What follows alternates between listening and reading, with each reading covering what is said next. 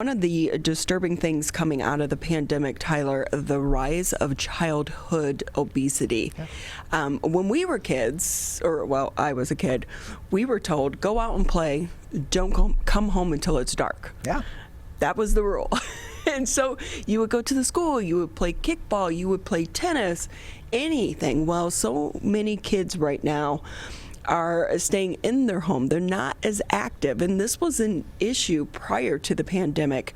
But because of the COVID-19 crisis, childhood obesity continues to be on the rise. But there is help for our local community and some of our kids. Alexandra Babcock joins us now on the MegaCast. She's a lifestyle and culinary medicine coordinator over at St. Joseph Mercy Health System. Thank you for being with us.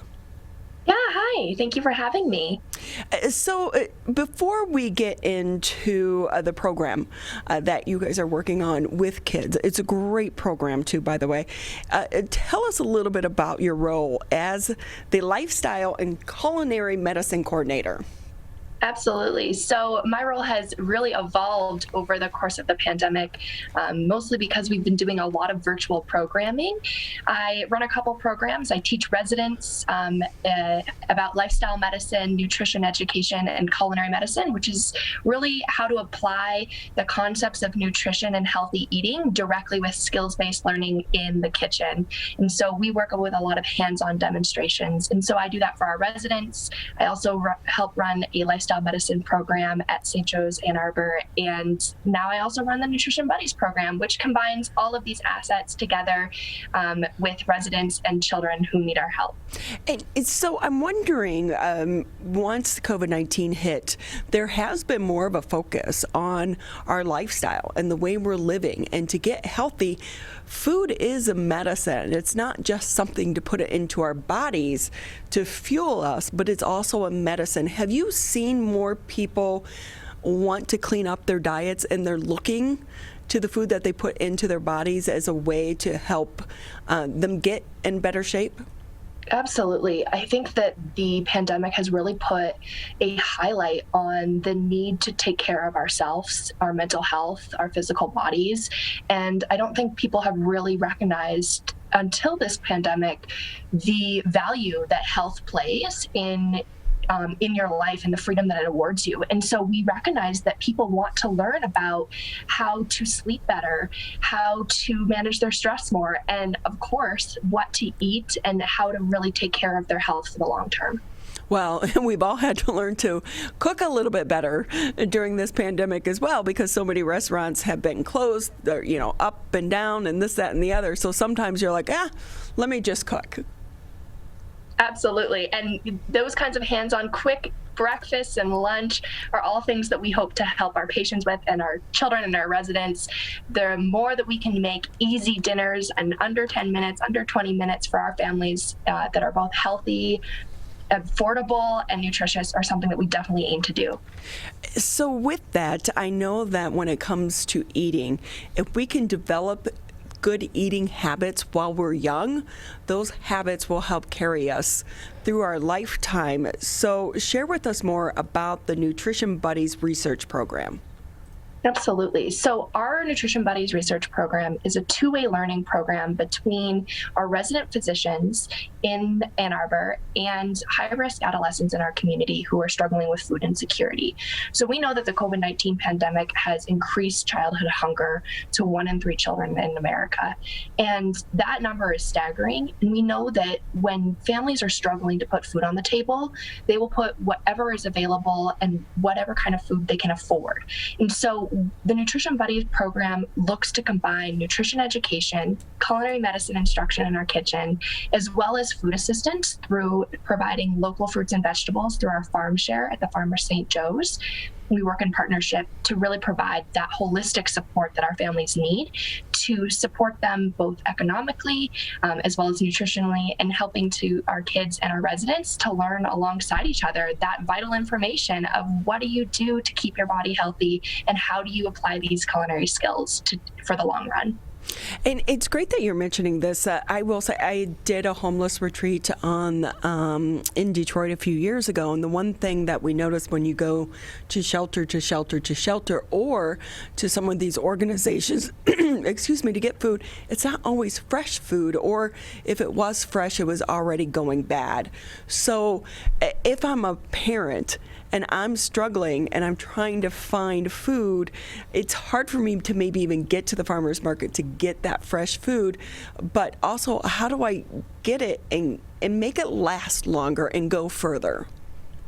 Of course. The things that we're seeing a lot of our families deal with is that they are focusing on getting what they can available from food banks. And because of the increased rise, a lot of that has to be shelf stable, or is rapidly going to grocery stores and restaurants and not necessarily being vetted into our food bank system. And so what we know and can help our families do is how do we utilize some of those pantry staples that we're going to have on hand, rice and dried beans, thinking about, how we can upgrade a pasta sauce to really incorporate more of those fresh fruits and vegetables that we're offering, but also how to find them when they're not necessarily fresh, such as canned or frozen, and how to really incorporate all of that. And we hope to teach our kids and our residents that these foods, just because they're not necessarily what you might see at the farmer's market, they're still nutritious and they're still available to us to incorporate in different ways. What's been the response from the kids that are involved? What's our age group too, by the way?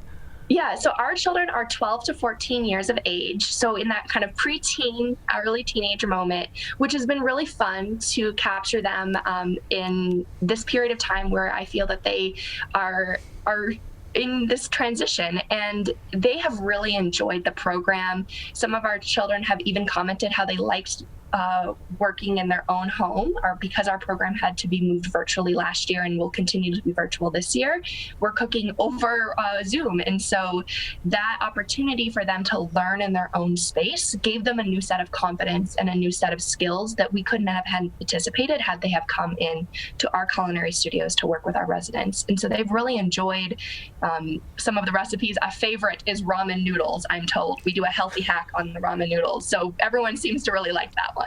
Please tell me Spam is not on the menu.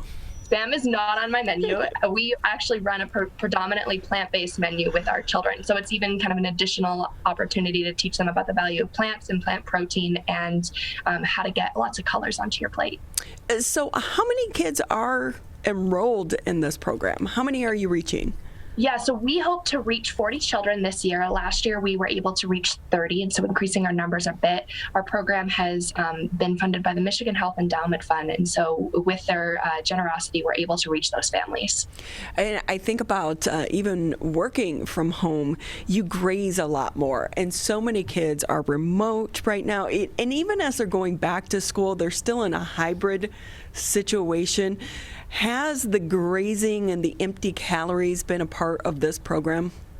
Yeah, we talk about snacking and how to incorporate healthy options into your day and the value that a snack brings, as well as, the importance of having regular meals and not skipping them so that you're able to perform well at school and pay attention in that late afternoon period. I think all of us, including our preteens, definitely noticed that kind of 2-3 o'clock lull in our days, and how to avoid that with healthy food and proper snacking, and what we can be doing to focus more on building a nutritious plate. Alexandra Babcock with us. She's the Lifestyle and Culinary Medicine Coordinator over at St. Joseph Mercy Health System. Do you get the parents involved in this program as well? Because so many times the parents are the ones doing the actual shopping. Yeah, so this year our parents, we're asking them to be in the house and kind of in the background. So they don't necessarily have to be involved with hands-on cooking, but what has really been valuable to see is that the children prepare a meal for their families, and parents are very impressed. And they sometimes hear what we're saying in the background about nutrition, and sometimes they'll email with questions for themselves. And so it's a different way to reach parents, to have your child come to you and say, Mom and Dad, I want to buy more fruit for snacks, or I want to prepare this healthy plant-based taco recipe. These kinds of things show a lot of power when your teen is coming to you asking you to eat healthier. It's hard, In my household, it's only my husband and I. He is a snacker. And when you look at when he goes to the grocery store versus when I go to the grocery store, he comes home with so much junk food. I'm like, are you a 14-year-old teenager or something? Come on. But so that can be a difficult discussion within a household, especially if the parents aren't on board. Absolutely. And some of the things that we've noticed that are challenging is those habits, the cravings that you have for food right now are filling a need. You're stressed. There's a lot going on in the world. And so grabbing those things that are easy and convenient, they're serving a purpose, but we want to help people understand that food serves multiple purposes, and that those conversations, helping children navigate them with their parents, how to ask for healthier options, having a role in that by being able to prepare food yourself, or ask to be part of grocery shopping or food preparation, or asking to prepare breakfast one day for the family, not only supports those healthier choices, but also supports a healthier family dynamic when you're getting everyone together around a table to discuss what happened that day. It doesn't have to be at dinner. It really can be any time. And I would imagine the long-term impact of this is not just about, your healthy body today, but it's also building those habits, because there is a healthcare crisis in our country, and what we put into our bodies and how we live our lives contribute to, the high cost of healthcare right now. Absolutely. We know, even with the recent statistics, I believe you guys were speaking about it earlier, with the lowering of our life expectancy in the United States because of the COVID pandemic, we also account for other lifestyle diseases within that.